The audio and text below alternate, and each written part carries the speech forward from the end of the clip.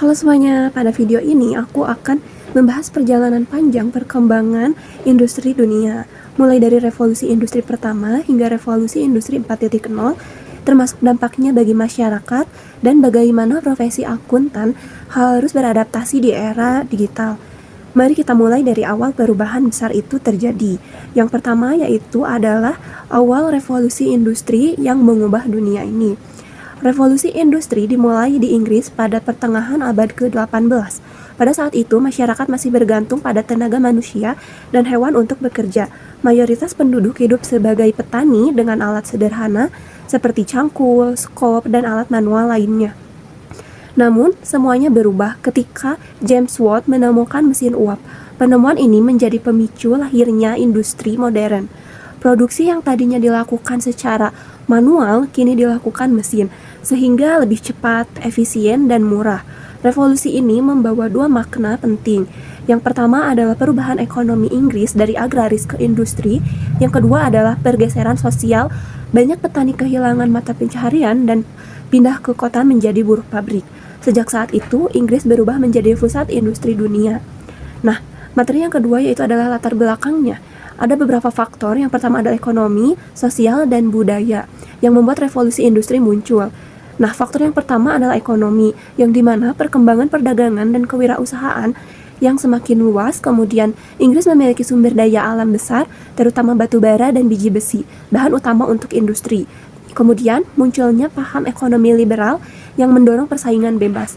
Faktor yang selanjutnya adalah faktor sosial yang dimana kondisi politik dan keamanan Inggris relatif stabil. Di dalamnya terjadi revolusi agraria di mana lahan pertanian diubah menjadi tempat pengembalaan domba demi kebutuhan industri tekstil. Selanjutnya adalah faktor budaya yang dimana Inggris memiliki masyarakat yang tekun dan menghargai ilmu pengetahuan. Banyak juga lembaga penelitian besar yang berdiri yang kemudian mendorong lahirnya berbagai penemuan teknologi. Yang ketiga adalah perkembangan teknologi dan sistem produksi.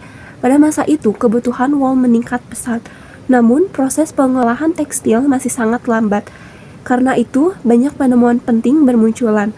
Antara lain adalah flying shuttle oleh John Kay pada tahun 1733, spinning jenny oleh James Hargreaves, kemudian ada mesin pemintal otomatis oleh Richard Auchinleck, mesin tenun otomatis oleh Edward Cartwright, lokomotif pertama oleh Richard Trevithick.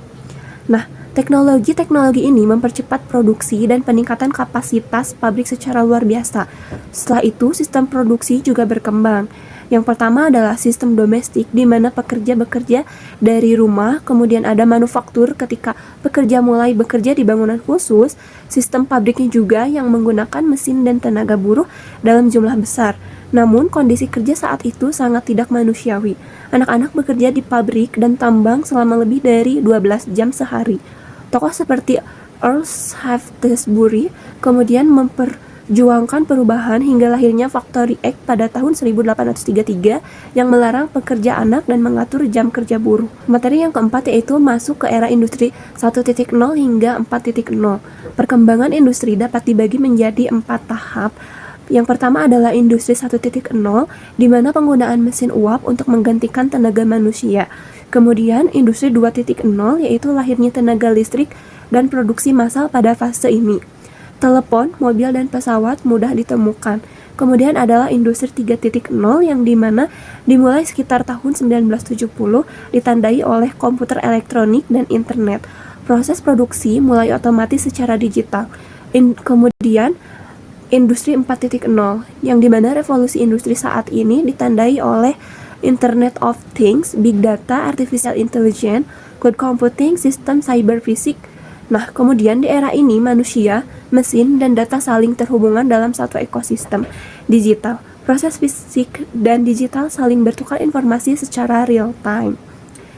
Nah, selanjutnya adalah inovasi disruptif. Mengapa banyak perusahaan tumbang? Nah, pada industri 4.0 memunculkan fenomena disruptive innovation, yaitu inovasi yang menciptakan pasar baru sambil menghancurkan pasar lama.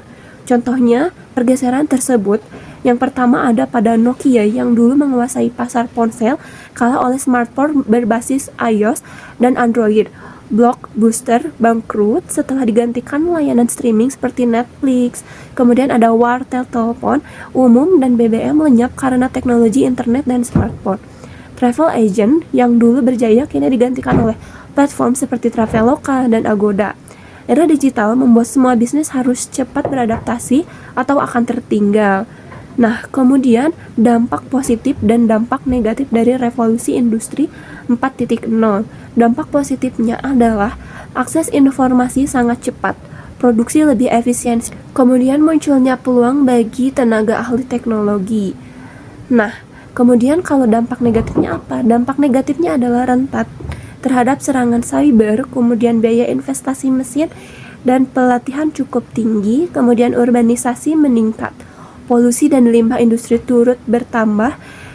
Juga peran akuntansi di era industri 4.0. Peran profesi akuntan tetap sangat dibutuhkan, tetapi harus bertransformasi.